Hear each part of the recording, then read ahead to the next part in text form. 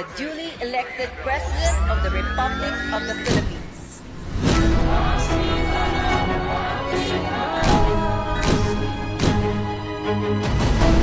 And to Mr. President to express again your power as a people. Proclaim martial law of the Philippines. You disperse the crowd without shooting. Filipinos will see what is to love and what is to positively feel duty and love. Therefore, it's nothing more than democracy. I am going back to the Philippines, so be it.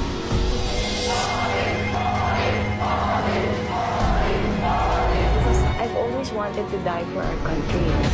Walang kaibigan, walang kumpare. Malaking karangalan ang makapaglingkod sa sambayanan bilang Pangulo. Maraming salamat. 3,840,000 ang mga kaso ng COVID-19 sa ating bansa.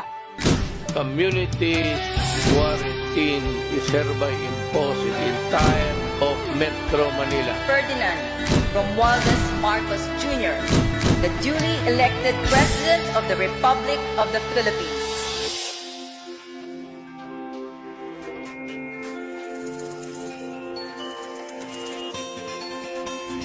The new Miss Universe is Philippines.